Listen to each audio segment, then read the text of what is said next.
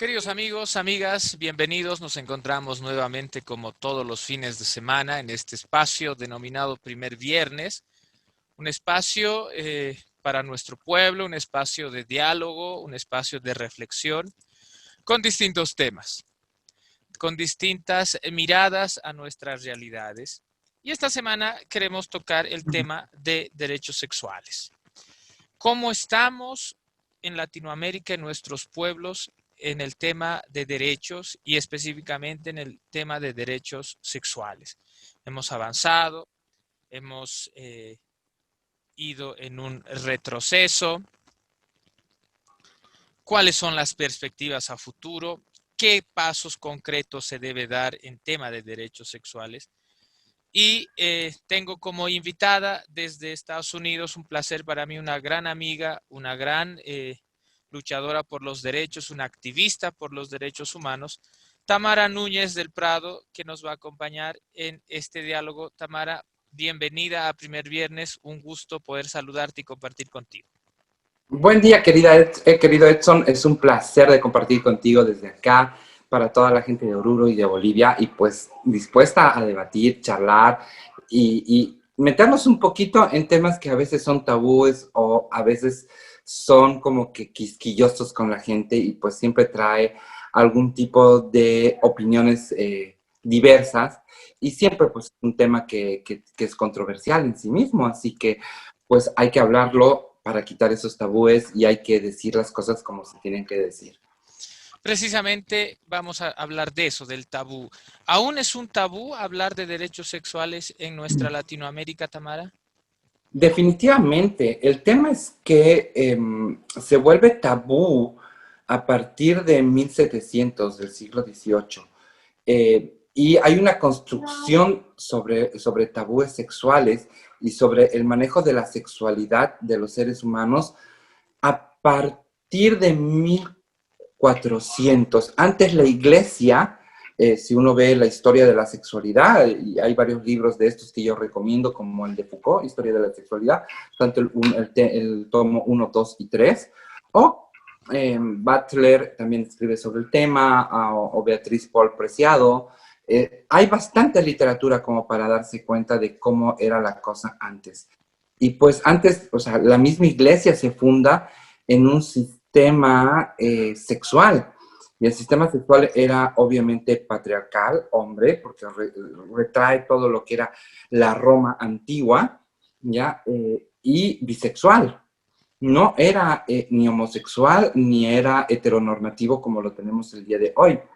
Pero a partir de que la iglesia va perdiendo su poder y la nobleza va perdiendo también su poder económico y va desapareciendo el feudalismo y va apareciendo los inicios del capitalismo, es donde se comienzan a meter sobre las políticas de nuestro cuerpo, donde comienzan a ver políticas de nuestro cuerpo. Entonces, para poder entender hoy, tenemos que hablar sí o sí necesariamente del pasado.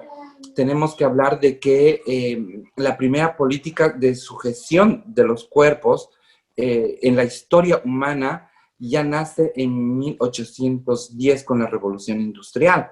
Y a los 10 años que existe la Revolución Industrial, la reina Victoria de Inglaterra le quita el matrimonio a la iglesia, un matrimonio que en la historia, el siglo XII, el siglo XI, el siglo X de la iglesia cristiana, católica, hubieron más de 12 matrimonios de personas homosexuales, de gays, ¿ya? Y esto está comprobado por un estudio de la Universidad de Yale, que uno se pone en inglés, estudios sobre matrimonios homosexuales, Universidad de Yale en inglés, y automáticamente va a salir este estudio. Este estudio no es más que la recopilación bibliográfica de la Biblioteca del Vaticano sobre matrimonios homosexuales. Entonces, imagínate, esa iglesia pues sí la permitía. ¿Y qué pasa? O sea, ¿qué es lo que hace para que se rompa desde la religión y después desde el Estado esta visión que tenían los estados antiguamente? Y justamente es la revolución industrial. Tú tenías una característica social que era una población muy pequeña a nivel mundial, que era de característica rural y que las grandes ciudades como tal no existían. O sea, tanto así que, no sé, para el siglo XVIII, Potosí era una de las ciudades más pobladas del mundo. Y no era poblada en el mundo porque había una gran fábrica o una gran ciudad, sino porque pues había muchas ganas de explotar y volverse ricos por parte de los españoles y europeos, que hizo que esta ciudad fuera tan grande, que estábamos hablando de 15,000 personas, como una ciudad inmensamente grande, ¿ya? Y la más poblada del mundo. Pero este esquema se termina de romper pues con la revolución industrial, donde se tienen que crean muchas fábricas, ese Fabril, tú puedes ver, no sé, películas en blanco y negro de Chaplin sobre la industria y sobre cómo se comienza a mover la gran cantidad de gente. Tenemos, no sé, documentales como el de Sacco y Vanzetti, que muestran cómo esas fábricas se tienen que llenar. Y tú tienes como un estado naciente capitalista, industrial, pues tú tienes que garantizar políticas públicas para que a esas grandes fábricas y esos grandes lugares de concentración humana no le falte humanos con los cuales pueda trabajar en esas fábricas. Y esto pues hace que la reina Victoria le quite a la iglesia el matrimonio, que antes fue exclusivo por 2000 años prácticamente del cristianismo, y por todas las otras religiones que son mucho más antiguas que el cristianismo, el judaísmo, el tema musulmán, el tema inclusive del budismo, se le quita a la iglesia, no importa el nombre de la iglesia, vuelvo a repetir, el matrimonio, y se lo vuelve como una institución, un contrato económico-social del Estado. El Estado comienza a casar a la gente, ya no la iglesia. ¿Y cuál era el objetivo? ¿Cuál era el objetivo de esa política pública? Era garantizar seres humanos que puedan ir a trabajar a las fábricas. Por lo tanto, lo que no da vida tiene que ser expulsado. Y el que no da vida también. Por eso que las mujeres que eran estériles eran mal vistas, no se podían casar. La iglesia sí permitía el divorcio, el Estado sí permitía el divorcio en los casos en que las mujeres eran infértiles, ya no tenían categoría de mujer. Les habían quitado esa categoría. ¿Por qué? Porque la mujer era quien reproducía vida. Por eso que nuestras abuelas, a diferencia de las abuelas del siglo XVII, no tenían tantos hijos. Las abuelas que comenzaron a tener cientos de hijos eran las abuelas del industrialismo. ¿Ya? Y pues nuestras abuelas actuales, o sea, bisabuelas, están con 10 hijos, 12 hijos. Conozco casos de cochabambinas que han tenido 16 hijos, ¿ya? Porque pues, la idea era reproducir hijos para que puedan llenar las fábricas. Por lo tanto, el aborto no era una política pública permitida. Entonces, le ponen la carga cristiana, le ponen la carga musulmana, le ponen la carga judía y lo vuelven malo, cuando antes la iglesia y las monjas ayudaban a tener abortos. Inclusive cuando se clausura el camino secreto que habían entre las monjas del Santana y los curas de La Salle en la calle Loaiza de la ciudad de La Paz, se encuentran más de 200 fetos que las monjas habían abortado. Entonces, el aborto no era un tabú indígena, el aborto no era un tabú cristiano, el aborto no era un tabú de la sociedad feudal o de la sociedad esclavista. El aborto comenzó a ser tabú y comenzó a ser prohibido en una sociedad industrial, donde se tenía que prohibir, ¿ya? Y por primera vez haber una sujeción de nuestros cuerpos, prohibiendo el aborto primero, y segundo con el matrimonio obligatorio social, y que no permitía ni siquiera el divorcio, y que las mujeres éramos menores de edad. En Bolivia las mujeres eran menores de edad hasta el año 56, cuando comienzan a tener derechos civiles a partir del voto universal. Pero si yo quería ser heredera de mi papá, yo tenía que tener un esposo que herede, porque yo era menor de edad. ¿Entiendes lo jodido que eran las políticas de sujeción sobre nuestros cuerpos y que éstas determinan y llegan a la cama? Cuando se supone que en la cama y en el amor, en el deseo, en el placer, no tendría por qué tocar el señor Estado, sin importar quién lo represente, y ponerme reglas de juego sobre mi propio cuerpo. Entonces, las políticas de género no solamente son sexuales, las políticas de género están vistas desde el tema del divorcio, los derechos de familia, el tema de poder acceder a la decisión absoluta sobre nuestros cuerpos. Muchos me dicen providas, no, pero es que no puedes, pues tú como mujer, decidir sobre si nace o no nace un ser vivo.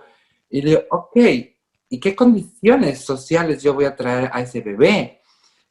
Tengo 30,000 niños, 2018, no es ni 2019 lo que te estoy diciendo, y menos 2020 esta cifra del 2018, 30,000 niños en situación de abandono en Bolivia.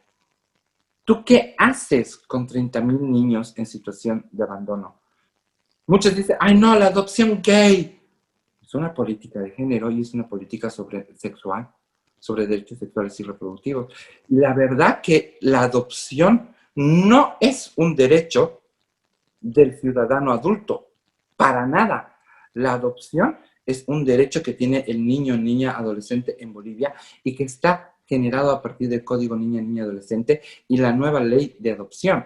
Entonces, si te das cuenta, estamos hablando de aborto, estamos hablando de matrimonio, estamos hablando de adopción.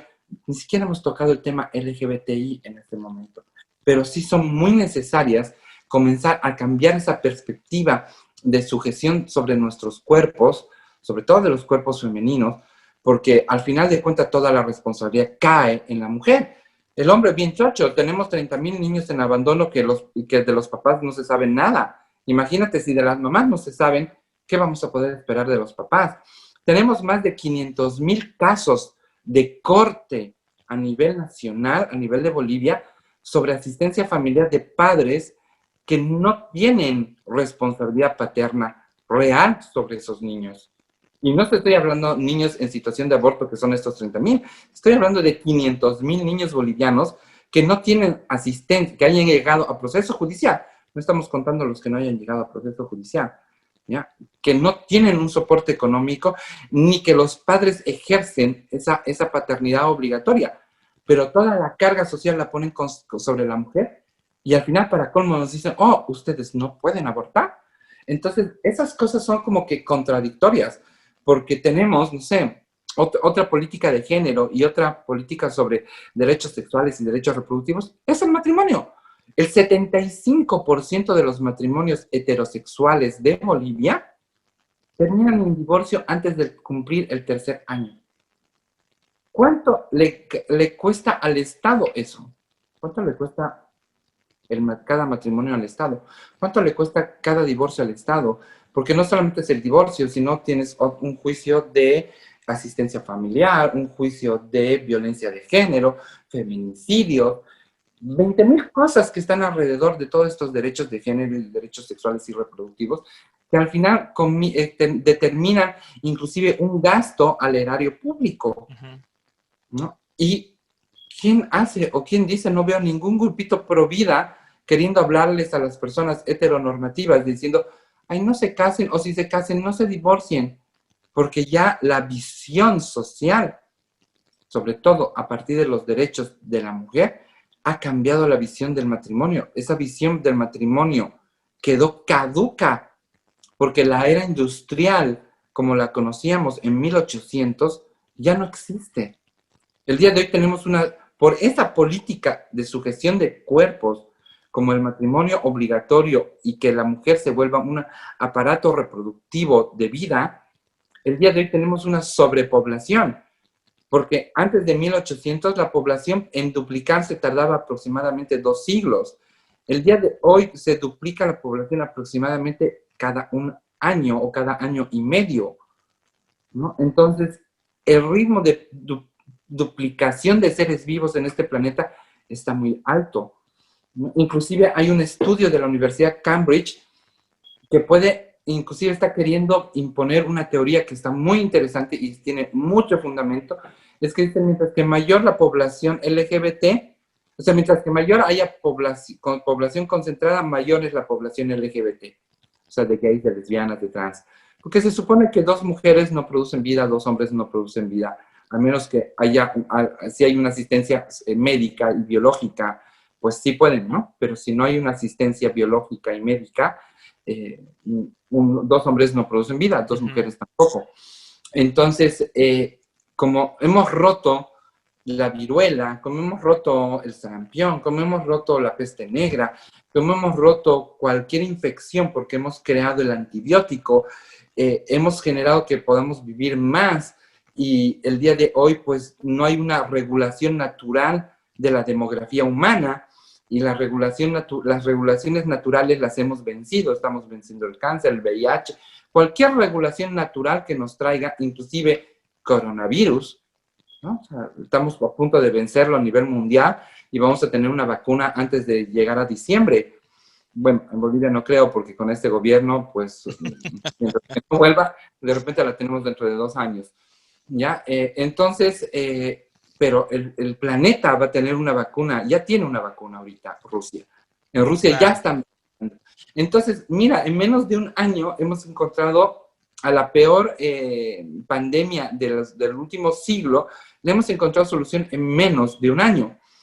Para la peste negra tardaron 3 siglos en encontrar esa regulación, o sea, esa sanidad, entre comillas, esa cura ante esa enfermedad, pero en realidad no eran enfermedades, sino que la misma naturaleza en todos los seres habitantes de este planeta Tierra tienen reguladores. Hay mucha población de arañitas, aparecen sapitos.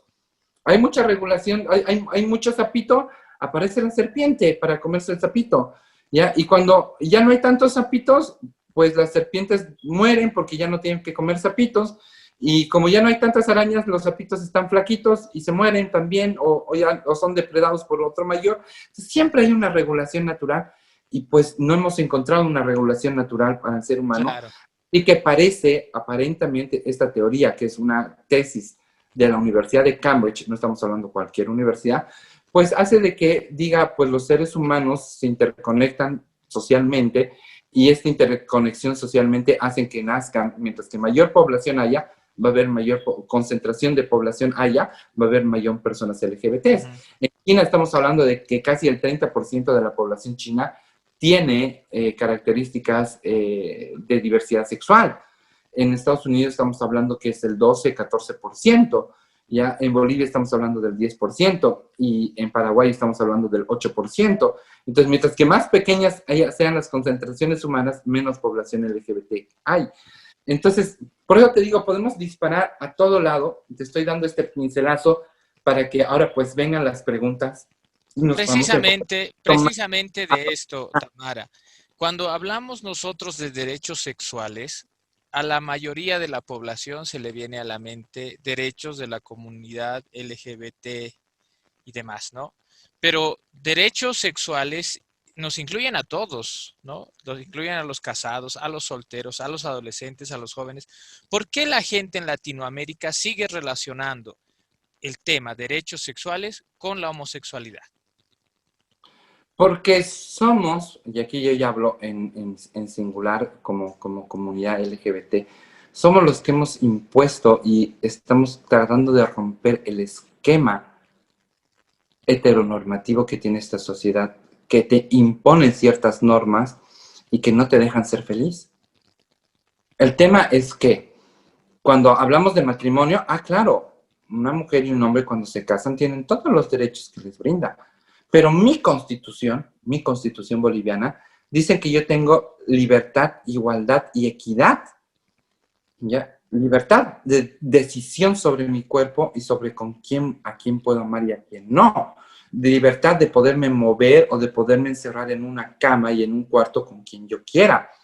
Y esta es la misma libertad que tú tienes, o que tiene la señora que está en la esquina, que de repente a la señora esa cucufata de la esquina que anda hablando mal de las personas LGBTs, pues no tuvo esa libertad porque le obligaron a casarse con alguien que no quería, porque quedó embarazada a partir de una violación, y a partir de eso pues se volvió propiedad de ese hombre y tuvo sus 10 hijos. Y el día de hoy, en su percepción de vida, pues yo le soy algo feo y algo malo. Pero en realidad lo único que yo quiero, y por eso hablo muy en singular, es ser feliz. Que si yo me caso con quien quiero casarme, pues puedes tener tus derechos, porque al final todos los bolivianos no hay ciudadanías de segunda clase ni de tercera clase. Todos los bolivianos tenemos los mismos derechos y obligaciones. Pero el día de hoy yo no me puedo casar, y no es por el matrimonio, porque te he demostrado que el matrimonio es un invento de la era fabril para poder tener y garantizar Es un contrato más. es un contrato económico-social del Estado, ¿ya? Entonces, yo no estoy de acuerdo con el matrimonio en ese sentido patriarcal y capitalista, pero en mi matrimonio me genera derechos míos. Me genera que si me divorcio, mi pareja me pueda asistir económicamente, así sea del mismo sexo. Significa, mientras que yo esté casada, puedo tener derechos de corto plazo y de largo plazo. ¿Cuáles son esos derechos de corto plazo? Te voy a dar ejemplos muy simples. Seguro social o seguro médico. Entonces, si mi pareja está trabajando, me puede asegurar a mí. O yo puedo asegurar a ella. Pero si no tenemos un matrimonio reconocido, el sistema de seguro social de Bolivia no reconoce a parejas del mismo sexo. Por lo tanto, me están quitando el derecho a la salud. ¿No ves? Es un derecho de corto plazo. Si mi pareja muere, y esto ha pasado muchísimos casos en Bolivia, en el mundo, inclusive hay ya sentencias de la Corte Interamericana o de la Corte Internacional de Derechos Humanos o de la Haya sobre el tema. Si mi pareja muere, pero nunca hemos tenido un reconocimiento de esa pareja, con una mujer y me casó con una mujer, pero el Estado no reconoce ese matrimonio, no reconoce ese amor, porque al final, sin leyes o con leyes, estamos viviendo juntas. Yo no necesito reconocimiento social para tener una pareja. La tengo y punto. ¿Le gusta a la sociedad o no? Todos los gays, todas las lesbianas, todas las trans, todos los intersexuados del mundo no necesitan una pinche ley para tener una pareja. La tenemos y punto. Les guste o no, el 90% de la población LGBT tiene pareja. El tema es que mi estatus de pareja no me genera derechos. Y si ella muere, ¿ya? Y compramos una casa y la casa la pusimos a su nombre, o por último, la casa es una construcción del bien comunal de las dos, pero como las leyes no permiten, no la puedo poner a nombre de las dos, o si muere, viene la familia de la otra persona, Claro. y me la quita, porque decidimos ponerla a nombre de ella, o decidimos a ponerlo a nombre mío, pero yo muero. Entonces viene mi familia y le quita la casa a mi pareja, y que ha sido un trabajo comunal de la pareja, más allá que una persona lo tenga el nombre, porque hay muchas parejas heterosexuales, mamás y papás, que la casa está en nombre de la mamá o del papá y no necesariamente de los dos, pero cuando muere uno, automáticamente la herencia le corresponde a la mamá o al papá, cosa que no pasa. Entonces, derechos de sucesión, derechos de largo plazo, derechos de tener, no sé, mi viudez, porque mi esposa murió y yo no estaba trabajando, y tengo ese derecho a viudez, no los tengo. Estos son derechos de largo plazo los que te estoy contando. Entonces, el matrimonio, pues, te genera esos derechos, ¿ya? Y como no los tenemos, pues los peleamos, porque la persona heteronormativa los tiene y no los pelea. Entonces, muchas veces aparenta ser un derecho de la población LGTB, cuando no es un tema de derechos de la población LGBT. Es un tema de equidad de derechos, más allá de que haya un tema sexual de por medio como es el matrimonio. Porque al final el matrimonio es el derecho de tener una pareja constituida a la cual tú amas y coges. Pero claro, si es hombre y mujer que cojan, nadie les dice nada. Pero si dos mujeres cogen, ¿no me genera derechos como genera el otro? ¿Hay una desigualdad en Bolivia? ¿Somos ciudadanos o ciudadanas de segunda clase? Pues no. Entonces, el tema de aborto, el tema de matrimonio igualitario, estos temas de sujeción de los cuerpos, pues, o somos las feministas las que llevamos la cara con el tema del aborto, ¿ya? O somos las personas LGBTs. Cuando en el aborto no solamente deberían estar las feministas ahí, sino los 500,000 hombres irresponsables que no pagan asistencia familiar y que cuando cogen, porque no solamente es responsabilidad de la mujer no embarazarse, sino también una responsabilidad del hombre, que cuando cojan, pues estén pensando no sobre la calentura, porque es fácil de decir Y perdón que sea tan vulgar en estos términos, pero es que yo siempre los escucho y me enoja muchísimo. Cuando dicen, ah, no, ¿para qué abrió las piernas? Entonces, ¿es responsabilidad de la mujer el abrir las piernas? Y la responsabilidad del hombre de ese acto sexual, ¿dónde queda? Ah, pero si yo soy mamá, ahí sí el hombre no toca pitos y yo soy la responsable. Ah, pero si el papá no paga asistencia familiar. Entonces, cuando hablamos de aborto, pues no solamente tenemos que hablar de mujeres, tenemos que hablar de todo el contexto general y completo, no podemos hablar por partecitas. Y el contexto general y completo significa que hay 500,000 padres en Bolivia que en juzgados no han pagado ni un peso a sus hijos, ni para ni la leche, ni para el pañal. 200,000 pañales significa en la vida de la primera infancia a un bebé. ¿Quién nos paga esos 200,000 pañales? Más allá de que esos 200,000 pañales haya una huella hídrica y tenga una huella ecológica, ¿no? Que podemos hablar otro día de ese tema. Pero, ¿quién paga esos 200,000 pañales? Ujú. Entonces, hay que hablar las cosas completas. Y esto de derechos incluye a todos. Definitivamente lo que tú dices, tienes mucha razón.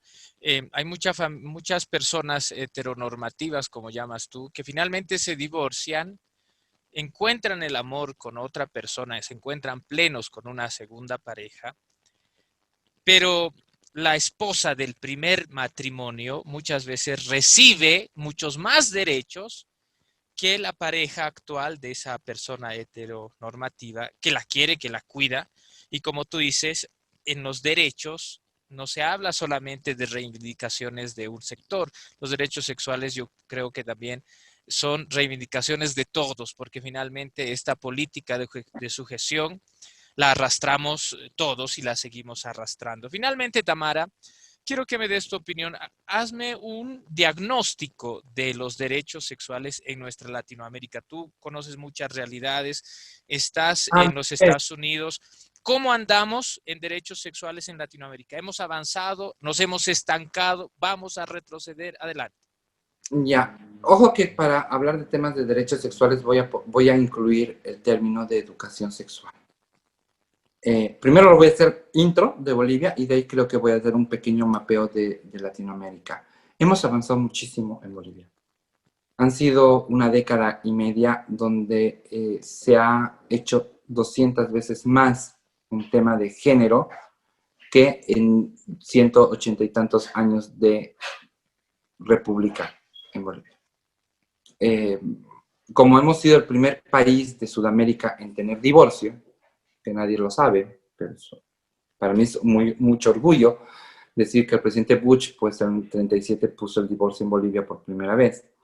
El primer país en América es México en la revolución del 17, como 20 años antes, pero hemos sido el segundo país ya de América y hemos sido el primer país de Sudamérica en tener divorcio. Ya como la mayoría de edad, el 56 o el voto universal en el 53. Ya, desde ahí prácticamente, desde el 53, del 56 hasta el 98, 2000, hubieron 3 leyes más de género. Del 2006 ya, hasta el año pasado o este año, ya han habido más de 200 políticas de género. Entonces, hemos avanzado muchísimo.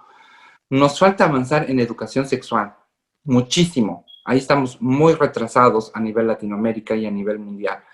Porque educación sexual no es enseñarle al niño con quién coger y que tiene la libertad de coger y de que sea promiscuo sexualmente. No. Educación sexual es prevenir violaciones, es educar a un niño ¿ya? En una nueva masculinidad y que no sea machito ni machista, sino que sea un hombrecito de bien, masculino, porque el quitarle lo machista no lo vuelve gay, hay que aclararlo, ¿ya? Y de enseñarle a la niña que puede decir no y que su no es válido y que nadie puede tocar su cuerpo.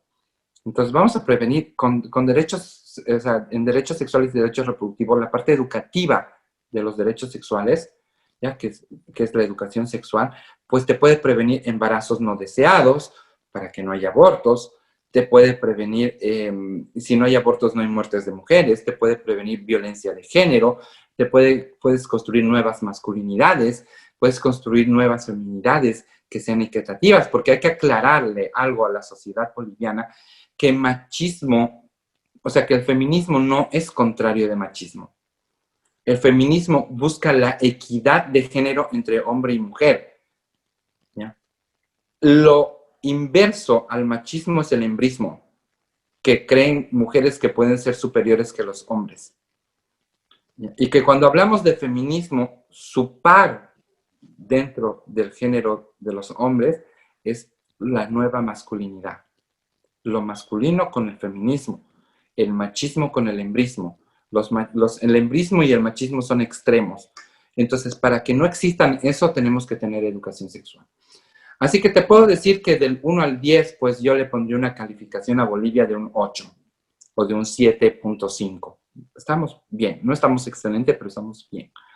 Latinoamérica, las mejores políticas de género las tienen Uruguay, las tiene Argentina, y es increíble cómo la sociedad uruguaya y argentina en su crecimiento económico ha ido subiendo al mismo nivel que su crecimiento de equidad de género y de políticas de género.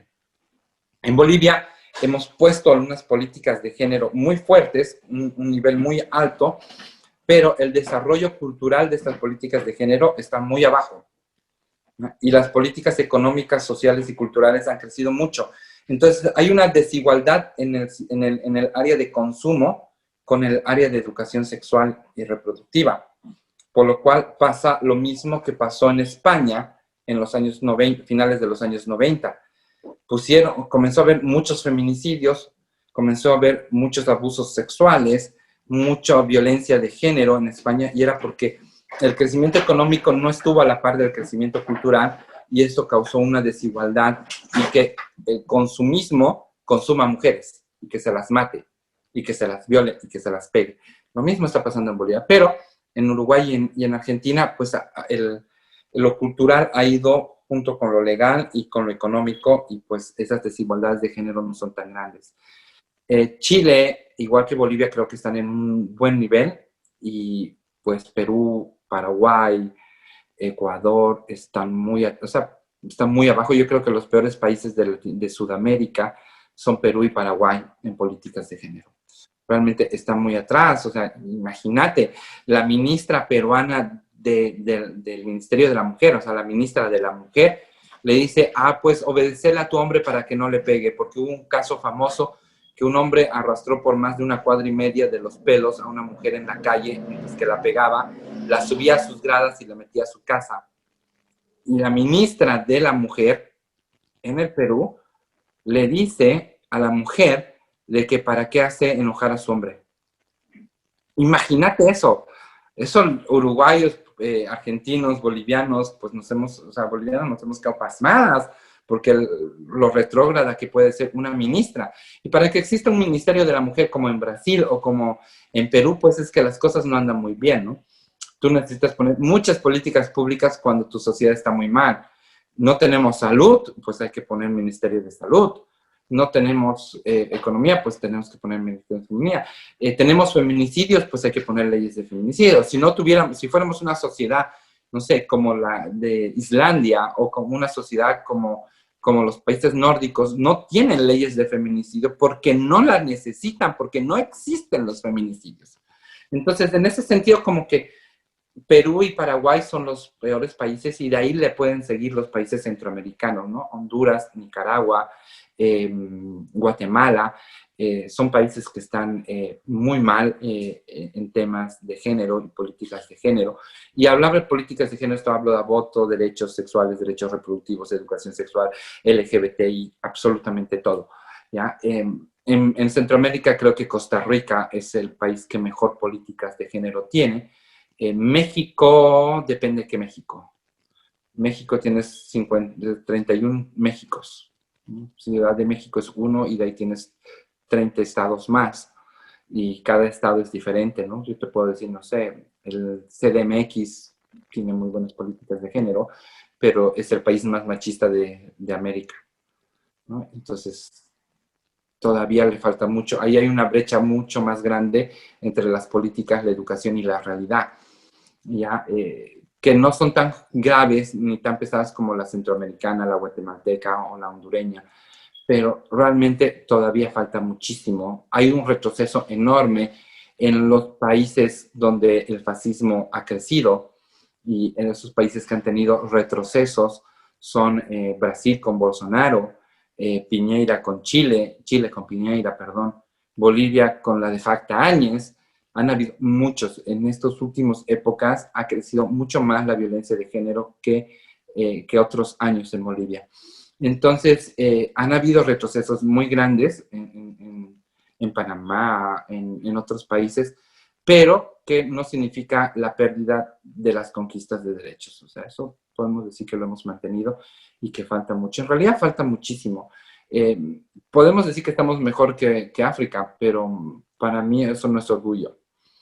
Todavía ¿No? hay mucho más. Orgullo va a hacerme sentir cuando seguimos dentro de los 4 mejores países en políticas de género, como Bolivia. Sí me siento muy orgulloso de eso, pero orgullo va a ser cuando vea que una niña le pueda decir a un niño que ese juego no le gusta y que respete su cuerpo. Y más gusto me va a decir cuando, y lo he escuchado de compañeros, hombres, hombrecitos de la nueva generación, centenia, escucharle hace 5 años cuando todavía mi hija estaba en primaria, ya escuchaba cosas muy sexuales en esos niños que no son educados. Porque aquí con esto creo terminar, yo sé que el tiempo ya se nos está comiendo, pero en la educación sexual en Bolivia y en el mundo en temas de violencia sexual está muy mal, porque si tú haces una pequeña encuesta en tus cursos con los que tú manejas, en los colegios donde tú trabajas, ¿quién te enseñó del sexo? Ya aquí vamos a hablar de relaciones sexuales plenas. El niño va a decir, un amiguito. Ningún niño te va a responder en la casa. Jamás. ¿Ya? O sea, creo que si lo encuentras es una casa que hay que aplaudir. Todos van a decir, por amistades. ¿Y las amistades de dónde aprendieron? Porque voy a ese niño que tiene las mismas condiciones que el primer niño. Ya, tú le has enseñado a Juan. Ya, Pedro, ¿quién te ha enseñado a ti entonces? Mi otro amigo, Francisco. ¿Vas donde Francisco? ¿Quién te ha enseñado? Pedro. Y de repente se enseñan entre ellos, ¿no? Hay una autoeducación sexual en los adolescentes. Y eso no es lo más sano, porque todos los adolescentes ven, y el día de hoy, por eso también han crecido mucho los índices de violencia sexual. El día de hoy los adolescentes aprenden de sexo de la pornografía. Y la pornografía no es relaciones sexuales. La pornografía es un producto sexual para un público que debe tener cierto criterio formado y educación sexual.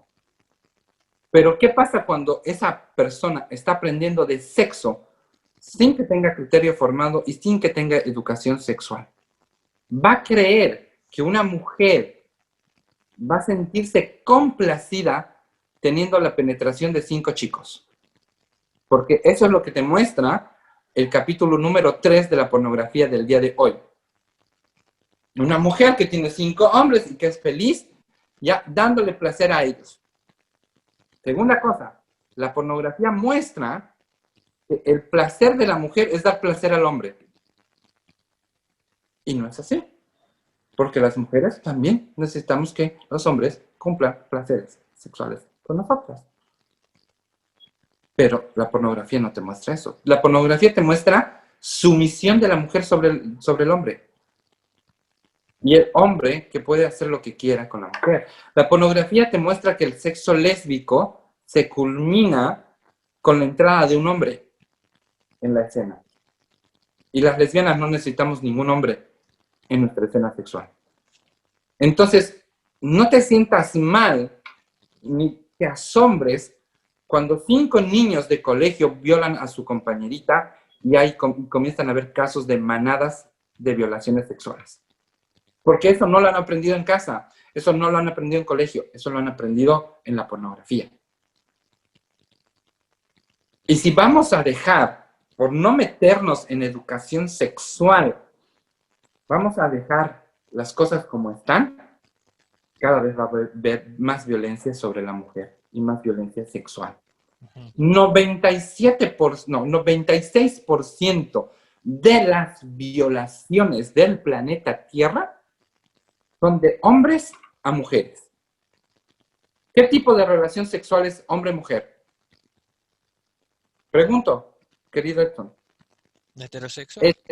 Exacto. Entonces, yo podría decir que en realidad la población homosexual no es tan denigrante ni tan perversa como las relaciones heterosexuales. No sé. Podría decirlo, ¿no? No es ético decirlo porque yo no puedo generalizar. Pero siempre dice, ay, no, es que ustedes son una aberración sexual, los gays, las lesbianas. Ah, no, ustedes son unos degenerados. Perdón, degenerado es quien viola a una mujer. Y el 96% de las violaciones son heterosexuales, por lo tanto los degenerados son los heterosexuales.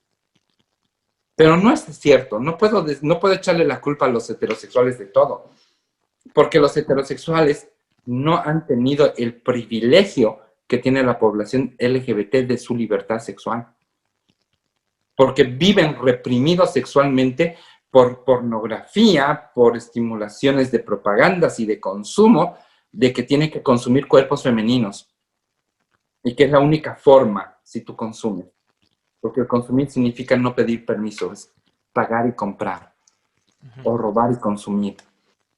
Entonces nosotros tenemos que enseñar a nuestros niños, por eso que, aquí paréntesis, yo digo que la población LGBT es más libre sexualmente, no es libertina para nada.